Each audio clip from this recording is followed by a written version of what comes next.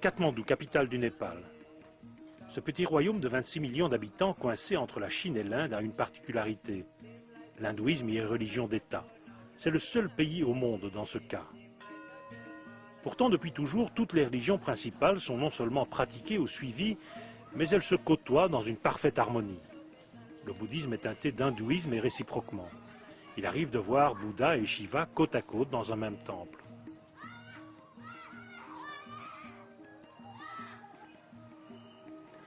Pendant la majeure partie de son histoire, les frontières du royaume du Népal sont restées fermées. Les contacts avec le monde extérieur étaient rares avant 1951. Depuis l'ouverture du pays, le monde entier semble défiler à Katmandou. Des organisations et des personnes viennent de toute la planète. Le tourisme est croissant et les ONG sont devenues innombrables. Un autre aspect de ces interactions fut le contact avec la communauté chrétienne. Depuis quelques années, les églises se multiplient à Katmandou et les associations bouddhistes et hindouistes s'inquiètent du prosélytisme chrétien qui ne se cache plus. Fin 1993, on parlait de 100 000 chrétiens. Leur nombre s'élèverait aujourd'hui à plus d'1 million. Depuis que le Népal a accepté la liberté de culte en 1990, l'affluence des missions ne cesse de croître. Parmi elles, les Believer Church, dépendant de l'organisme appelé Gospel for Asia, qui compte aujourd'hui plus de 16 500 missionnaires locaux formés par leurs soins dans toute l'Asie. Narayan Sharma, personnage très charismatique, est l'évêque et le responsable de cette mission au Népal. Le christianisme au Népal, de ce que j'en ai vu et vécu jusqu'à présent, est un christianisme avec une base très biblique. Je crois que si vous lisez le livre des Actes dans la Bible, vous vous apercevrez que beaucoup de choses qui se passent dans ce livre se produisent aussi dans ce pays. Je pense que dans ces derniers jours du monde, ce qui se passe au Népal est très proche de ce qui est écrit dans le livre des Actes.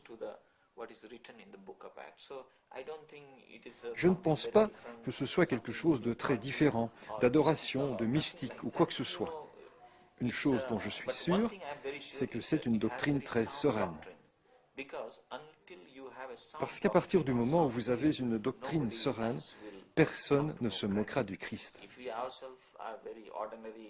Si nous-mêmes, en tant que chrétiens ordinaires, nous disons à d'autres que nous ne trouvons aucun changement dans nos vies, aucune influence, ils penseront, si avec Jésus, ta vie ne change pas, pourquoi aurais-je besoin de changer? Donc je pense qu'au Népal, si beaucoup de gens se tournent vers le Christ, c'est parce que le christianisme est une pratique réelle dans la vie quotidienne. De toute évidence, l'esprit de Satan détruit la vie des chrétiens et de beaucoup de gens. Mais, quoi qu'il en soit, la vie de la majorité des gens a subi une grande influence. C'est une base très biblique. Au nord-ouest de Katmandou, à la frontière du Tibet, la région du Ganesh-Himal est le théâtre ces dernières années d'une christianisation massive de ses habitants tamang, traditionnellement bouddhistes. Tel est le cas de Gojung Bessi, intégralement converti. L'action des missionnaires est très prosélyte et ils demandent aux nouveaux chrétiens une coupure nette avec leur environnement antérieur. L'interdiction absolue de fumer et de boire de l'alcool, par exemple, ou de se vêtir de rouge à son mariage, pourtant symbole de vie et de fertilité, mais de blanc, couleur de deuil au Népal. Les nouveaux chrétiens abandonnent jusqu'à leur prénom pour ceux des apôtres. Le Namasté, forme de salutation népalaise dont la signification exacte est que l'ensemble de vos qualités soit béni et protégé des dieux, le Namasté est remplacé par la formulation chrétienne Jemashi. Mais pourquoi, bon Dieu, doivent-ils devenir chrétiens? Balkrishna est le pasteur et missionnaire local des Believer Church, à Gojung Bessi. Je vois que vous êtes chrétien. Depuis combien de temps? Depuis 7 ans. Comment c'est arrivé? Certaines personnes sont venues. Nous étions hindous ici, nous sommes Newar. Donc des personnes de Dading sont venues et nous ont partagé l'évangile. Des Népalais? Oui, des Népalais. Donc ils ont partagé la bonne nouvelle et on a cru. Il nous a fallu un peu de temps pour connaître la Bible, en savoir plus sur Jésus.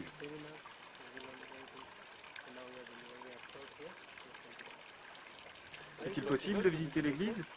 Oui. Êtes-vous croyant?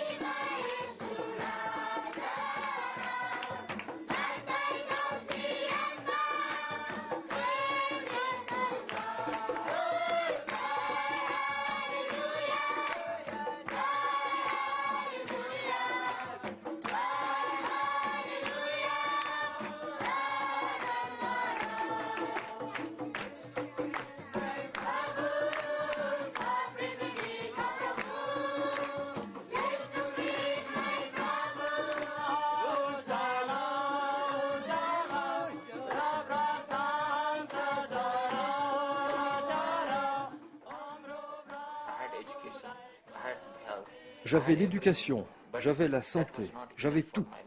Mais il manquait quelque chose dans ma vie. J'avais besoin que le Sauveur donne un sens à ma vie. C'est ce que j'ai reçu du Seigneur Jésus-Christ. La réalité est là, parce que j'en ai l'expérience.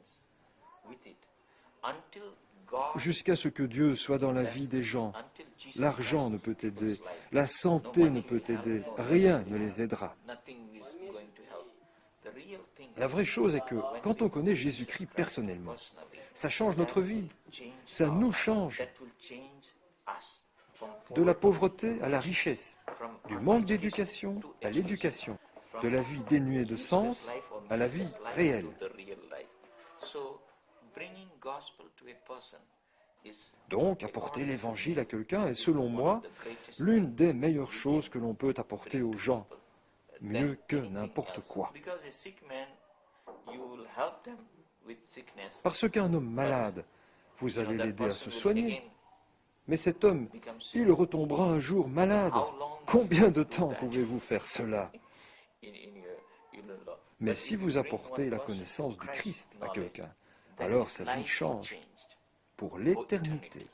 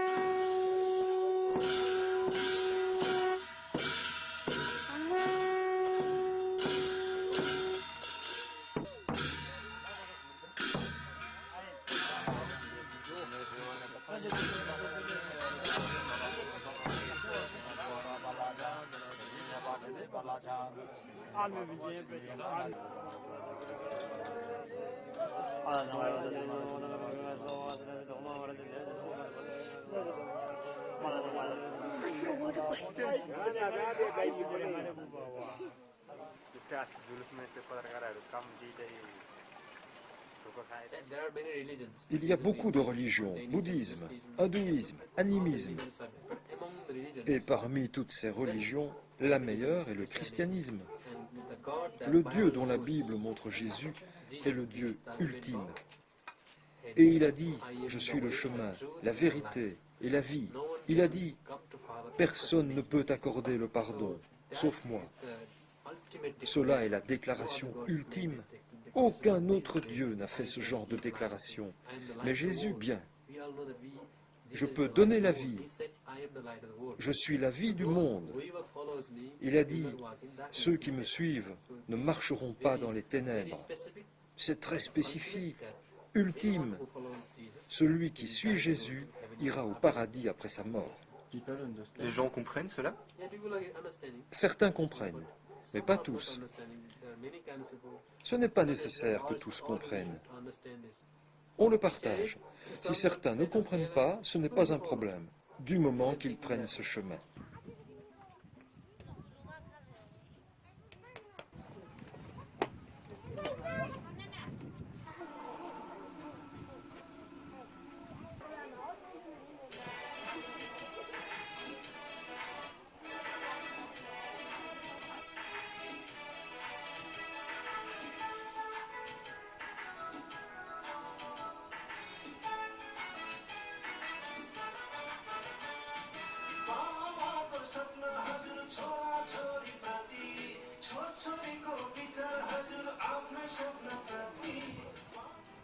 अनि परमेश्वरले तपाईलाई हरेक अवस्थामा सब कुरा देखेर म धेरै खुसी हुनेछ।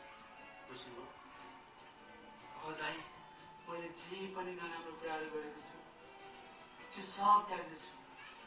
अब म परमेश्वरमा पूर्ण समर्पित भएर जिउँदैछु। Ils ne croient pas au Créateur. Ils croient aux choses créées. Un hindou vénère par exemple un morceau de fer. Il le lave et il le vénère. Ce sont des choses créées.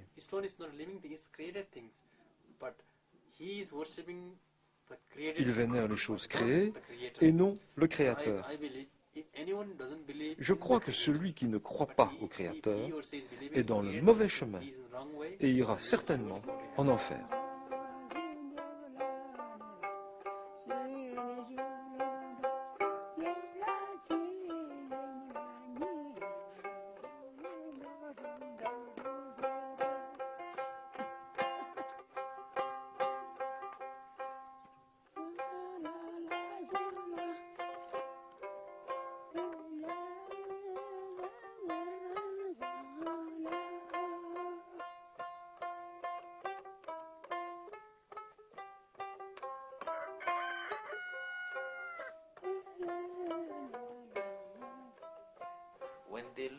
Quand ils regardent la Bible, Jésus dit « Je suis la vérité ». Cela fait une différence. Les religions elles-mêmes sont très bonnes au Népal. Mais il n'y a pas de réalité et il n'y a pas de vérité en elles. C'est ce que je peux dire avec mon expérience. Donc, quand les gens viennent à croire en Jésus, la raison est la vérité. Et la vérité révèle l'expérience qui vient en eux à travers le salut.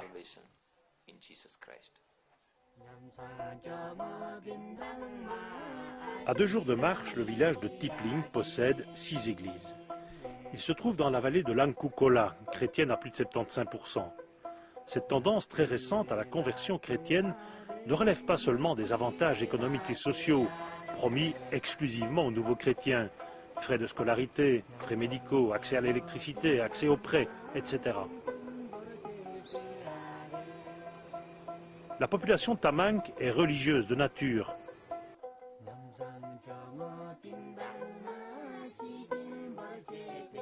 Quelques derniers bouddhistes résistent et défendent leur culture.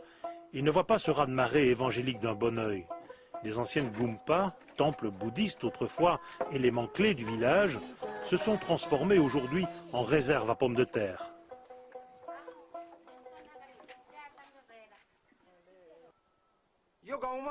Dans ce village, tout était bouddhiste. Maintenant, pour l'argent, notre religion est partie. Moi, je ne changerai pas. Dans ma religion, on ne se dispute pas. Dans ma famille, on était tous lamas. J'ai étudié le lama et mon fils aussi a étudié le lama. J'ai envie que notre religion soit préservée. C'est toute ma vie. Et moi, je suis vieux. J'aimerais tant que notre culture ne soit pas détruite. C'est notre culture. J'ai fait une requête au gouvernement népalais pour qu'il nous aide à la protéger.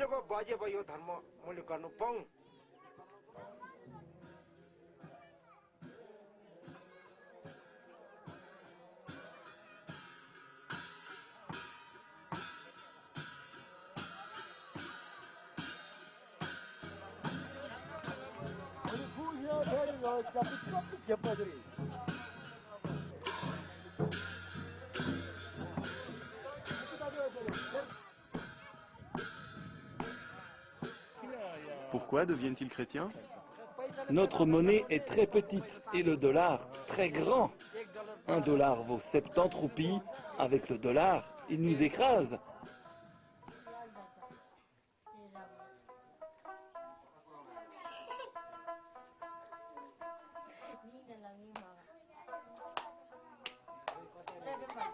Pourquoi es-tu devenue chrétienne? Pourquoi? Parce que j'avais besoin de trouver du travail à l'école.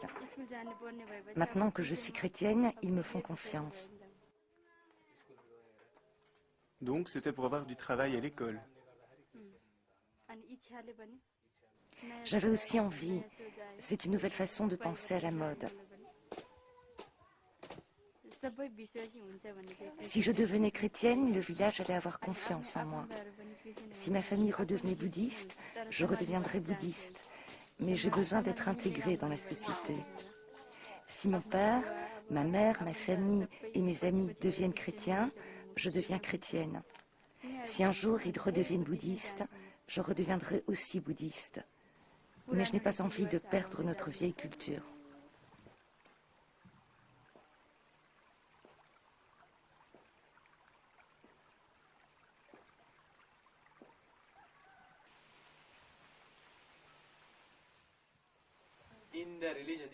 Dans leur religion, les Tamang croient au bouddhisme, à l'animisme. Ce ne sont pas de purs bouddhistes. Ils croient en un mélange de religions.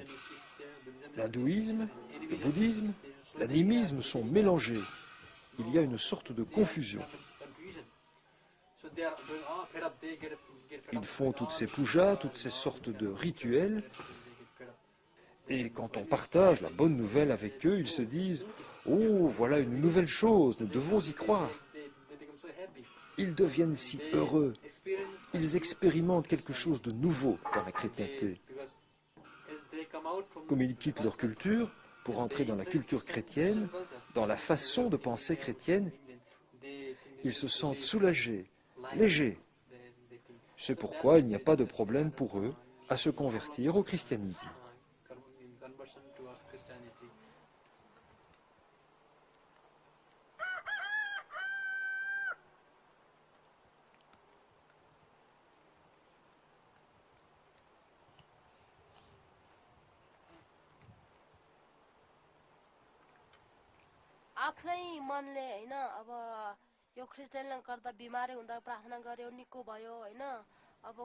Avant, quand on était malade, on devait tuer des chèvres et des poules.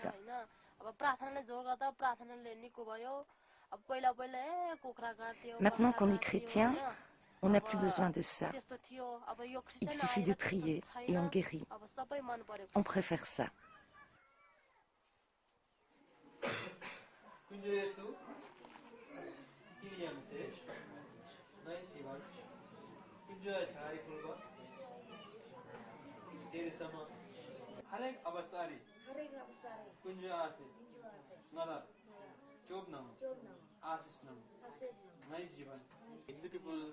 Les hindous et les bouddhistes croient que par le sacrifice, ils peuvent guérir et se soulager de leurs blessures et de tout.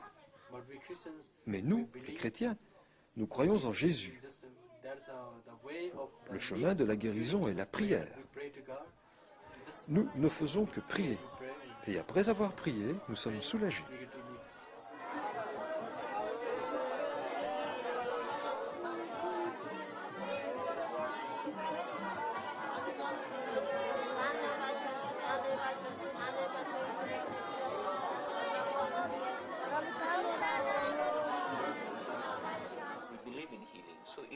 On croit en la guérison. Cela arrive. Le plus incroyable s'est produit. Au Népal, ces 50 dernières années, dans les villages, beaucoup de gens, sans leur propre condition mentale, ont prié. Et l'esprit du diable présent dans leur vie s'en est allé. Et ils sont devenus des gens normaux. Ce genre de miracle pousse beaucoup de gens des villages à se tourner vers le Christ. Les gens ont tant d'esprits démoniaques en eux, ils sont oppressés parce qu'ils vivent dans les ténèbres et ils vénèrent beaucoup d'esprits démoniaques. Cela rend leur vie terrible. Donc souvent, ces esprits s'en vont grâce à l'esprit de Jésus-Christ. Leur vie change. Tout cela amène beaucoup de gens à se tourner vers le Christ. Vous pouvez demander, avant pour chasser les mauvais esprits, ils tuaient des chèvres, des poulets. Et maintenant, ça ne se fait plus. Plus personne ne fait de sacrifice. Maintenant, c'est fini.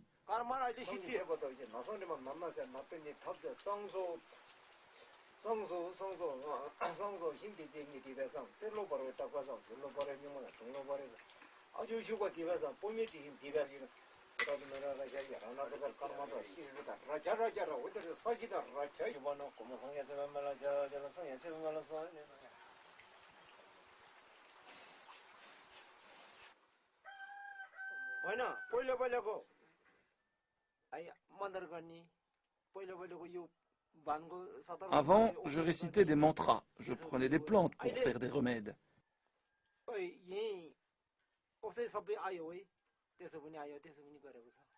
Maintenant, il y a des médicaments.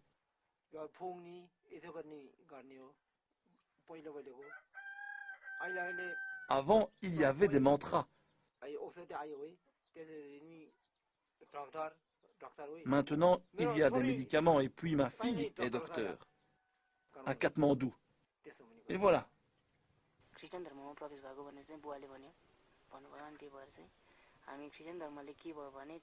Dans la religion chrétienne, quand on a des mauvais esprits, si on prie, on est guéri.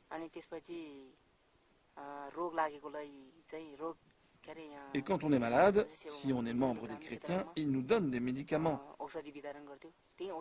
Et quand on prend ces médicaments, on guérit. À cause de ça, on est devenu chrétien. L'influence grandissante du christianisme s'inscrit clairement dans la perspective d'une compétition entre religions. Si les propositions des missionnaires protestants sont bien accueillies par les Tamang, c'est parce qu'ils jugent le christianisme plus efficace. La réussite de l'Occident en constitue à leurs yeux un gage. En attendant, les missions foisonnent. Les 6 églises de Tipling en sont la preuve. Les Believer Church ne sont pas les seuls occupants. À Tipling, il y a 6 églises. Vous ne pensez pas que ce soit trop? Non, je ne pense pas que ce soit trop. Il en faut plus. Plus d'églises par village, par habitant? Oui, ça signifie juste plus. Dans ce pays, il n'y a des églises que depuis 50 ans.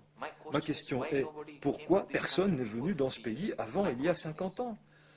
Donc vous pensez qu'il y a assez de chrétiens ici, assez de missions? Je ne pense pas qu'il y ait assez de missions dans ce pays. On a besoin de plus de missions, de plus de chrétiens. Parce qu'il y a tant de gens qui prient et qui soutiennent ce pays. Ils viennent et servent le Christ. C'est pourquoi l'évangile se répand. Je pense que si beaucoup de gens viennent, le travail sera terminé plus tôt. Et alors, nous pourrons aller dans un autre endroit où l'évangile n'est pas prêché. Peut-être, qui sait, nous pouvons aller en Belgique. Si les gens se sont éloignés de l'évangile, toute la planète nous est donnée pour prêcher l'évangile. Et Jésus a dit, le monde est grand, pourquoi devrais-je rester dans ma maison? Mais pour le moment, le besoin se trouve ici, parce que le travail n'est pas encore fini.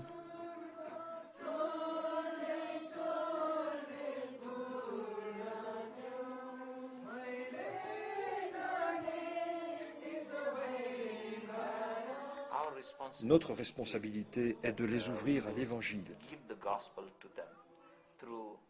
à travers nos programmes radio,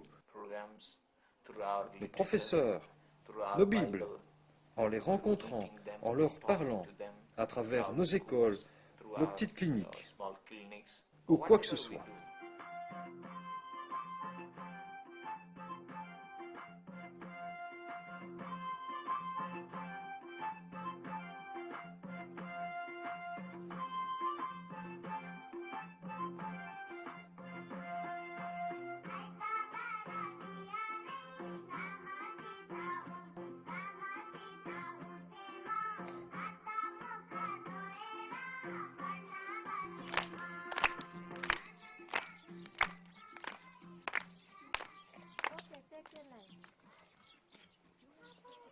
La Bible donne toujours un bon enseignement, l'enseignement de la vie,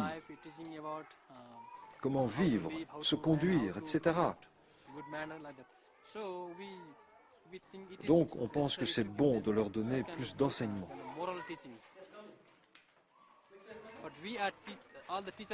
Tous les professeurs sont chrétiens.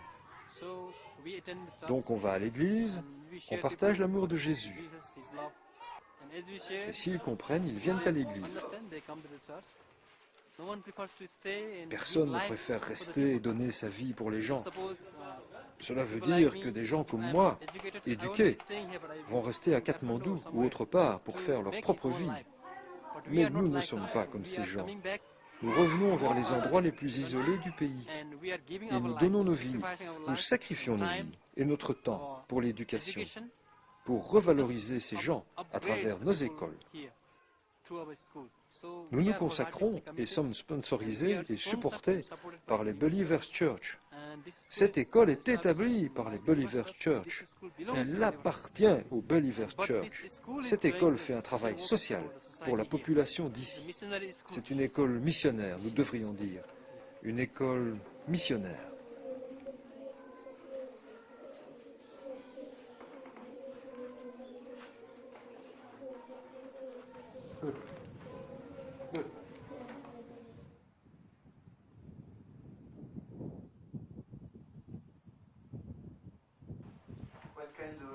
Quel type de livret donnez-vous aux gens? Tous. Tous? Vous pouvez m'expliquer?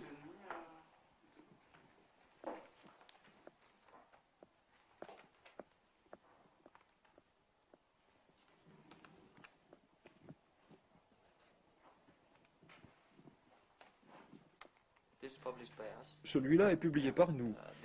Celui-ci aussi. Celui-ci est distribué par nous. Aujourd'hui, nous avons publié plus de 100 titres. Mais on ne les répète pas tous, car les temps changent. Par exemple, certains titres disaient « Quel chemin vers le paradis ?» Mais les gens sont probablement aujourd'hui moins intéressés par le paradis. On leur parle plutôt de « Où pouvez-vous aller pour vous sentir bien ?»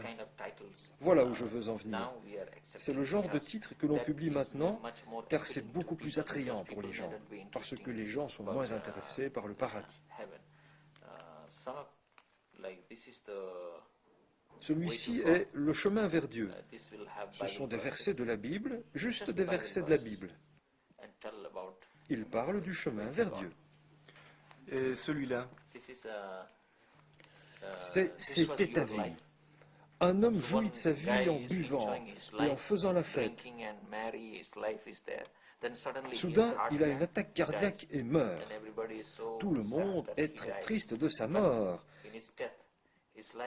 Puis sa vie est emmenée, parce que tout le monde doit être jugé devant la vérité de Dieu.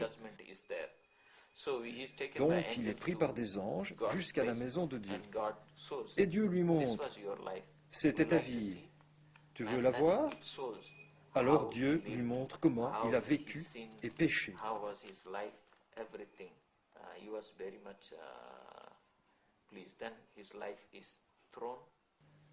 Ensuite, sa vie est jetée en enfer. Votre vie peut l'être aussi, c'est ce qui est ici. Et les versets de la Bible sont là. Alors il lui dit comment il peut changer sa vie et comment il peut trouver une nouvelle vie dans le Seigneur Jésus-Christ. Vivre indépendamment de Dieu est fatal. Cela veut dire que vivre sans Dieu est fatal, dangereux. Et vous allez en enfer? Oui. Sans la foi, vous allez en enfer? Quiconque vit sans Dieu, quiconque ne craint pas Dieu dans son cœur, quiconque ne connaît pas Dieu, eh bien, il va en enfer.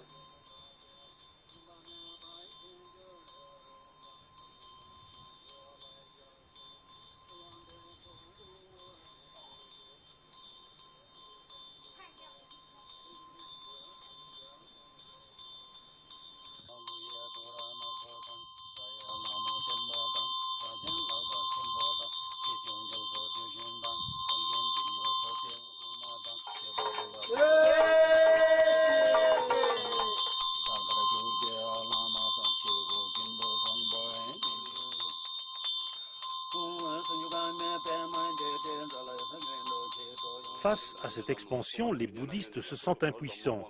La croissance du christianisme subit une accélération constante.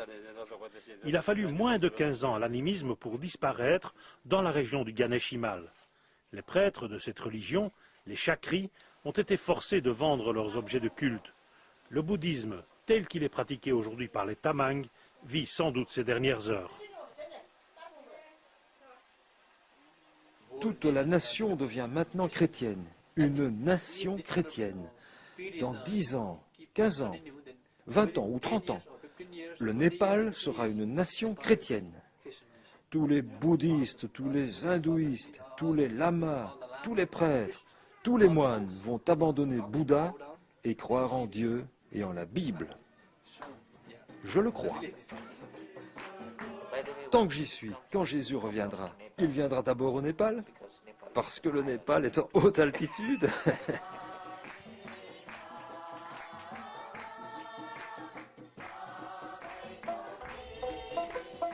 Nyam sang